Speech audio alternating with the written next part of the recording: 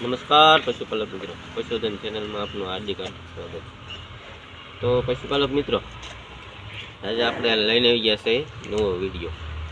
તો મિત્રો, જે કોઈ પશુપાલકને પશુ વિશે કાંઈ પણ માહિતી જોતી હોય કે તબેલા અથવા પશુમાં આવવાનો વિચાર હોય તો અવનવી માહિતી માટે અમને કોમેન્ટ પણ કરી શકો છો.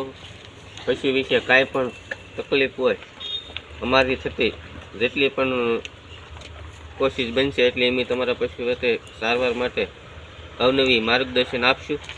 તો મિત્રો, મારો મોબાઈલ નંબર છે 6354290051. ફરીથી બોલું છું, મારો કોન્ટેક્ટ નંબર છે 6354290051. તો આપણે આમાં અવનવા વિડીયો પણ મૂકતા હોઈએ છીએ, ખેતી વિશે પણ મૂકતા હોઈએ છીએ. તો અમારી પાસે જેટલી માર્ગદર્શન છે એટલું અમે તમને પૂરું પાડશું. છતાંય અમને એવું લાગશે તો બીજા કોઈ પાસેથી માર્ગદર્શન લઈ અમે તમારી સમક્ષ પૂરું પાડીશું. મિત્રો, તો આજ વાત કરવી છે કે આપણે પશુપાલકમાં ઘણા સમયથી હોવી અને આપણે કાંઈ પણ પશુ વિશે માર્ગદર્શન ન હોય. તો મિત્રો, આપણે પશુ માનો આપણે 5 વર્ષના પશુપાલકમાં કરી તો થોડું ઘણું તો આપણે નોલેજ હોવી જ જોઈએ. કેમ કે નોલેજ વગર કોઈ પણ ધંધો થતો નથી. એટલે કોઈ પણ તમે ધંધો કરો એટલે નોલેજ પહેલાં જોવે. કેમ કે મિત્રો, વરસ 2 વર્ષ અટવાવું પડે કોઈ પણ ધંધામાં, જિમ્મેદારી રહેવી તો એમનો હાથ. તો મિત્રો, કોઈ પણ ધંધો કરતા ગમે ત્યાં મહેનત સિવાય તો કંઈ ખાવાનું નથી. ગમે ને તમે પૂરી મહેનત તો માગે છે, ગમે એ ધંધો કરો છો, કોઈ પણ ધંધામાં જાઓ મહેનત સિવાય કાંઈ થવાનું નથી. તો મિત્રો, આ આપણે જમીન જેવું છે. જમીન આમ આપણે અઘરી નથી અને આમ હેલી નથી. એમ પશુપાલકમાં પણ એવું જ છે, આમ હેલું નથી અને આમ અઘરું નથી. એટલે જે કોઈ પણ ધંધો કરવો હોય તેમાં આપણે પૂરી મહેનત કરવી પડે તો સફળતા થાય.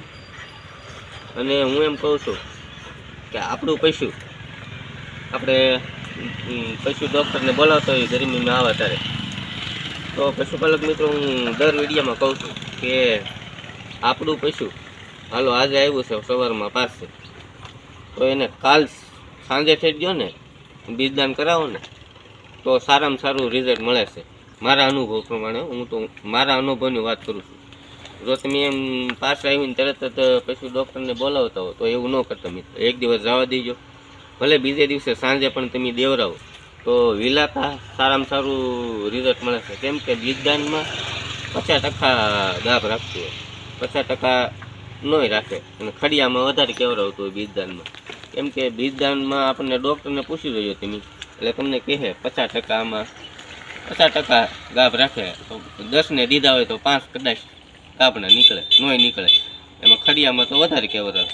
એટલે મેં કીધું એમ તમે ગમે ત્યારે બીજદાન કરાવો ને તો એ વિલા તાજ દેવરાવજો અને એમાં કાળજી લેવાની છે. આપણું પશુ છે ને 3 કલાક સુધી બીજદાન કર્યા પછી બેહવું ન જોવે, એની ખાસ કાળજી લેજો મિત્રો.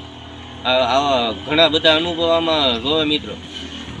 તો મિત્રો, મેં કીધું એમ આપણા પશુને 2 દિવસ પછી બીજદાન કરાવવું, પછી પશુ આપણું 2 કલાક સુધી બેસે નહીં.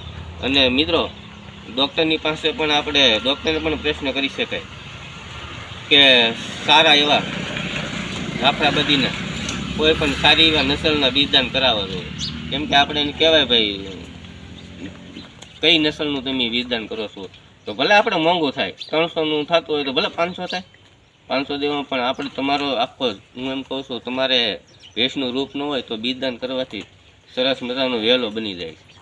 તમે જાફરાબાદી બનાવો તો તમારે સીધી જાફરાબાદી નસલનું બીજદાન કરાવો તો આખો વેલો તમારો સરસ મજાનો બની જાય. એટલે 2-3 આમું જોતા નહીં, ગમે ત્યારે પશુ ડૉક્ટર આવે ત્યારે સારા નસલનું બીજદાન કરાવવું. કોઈ પણ ડૉક્ટર હોય તમે ડૉક્ટર પાસે પણ માર્ગદર્શન આપણે મેળવી છે ને, આપણે ભાઈ પૈસા દેવાના છે, મફત તો કંઈ દેવાના નથી. તો એની પાસે માર્ગદર્શન લેવાય ભાઈ અમારે કયું બીજદાન કરાવવું, કઈ નસલનું બીજદાન કરાવવું, આવું એને પૂછીને પણ કરાય. અને આપણને અનુભવ ન હોય તો બીજા પશુપાલકને પણ આજુબાજુમાં હોય તમને તમારા ખ્યાલમાં ભાઈ માનો અહીંયા તબેલો છે તો એનો કોન્ટેક્ટ કરીને એને પણ પૂછી લેવાય કે ભાઈ આવી રીતના છે તો શું કરાય. તો પશુપાલક મિત્રો, અવનવા વિડીયો આપણે આવતા રહેશે અને આપણી ચેનલને સબસ્ક્રાઈબ કરી લેજો, લાઈક કરી દેજો અને શેર કરી દેજો. તો બસ એટલું જ છે, પછી મરવી.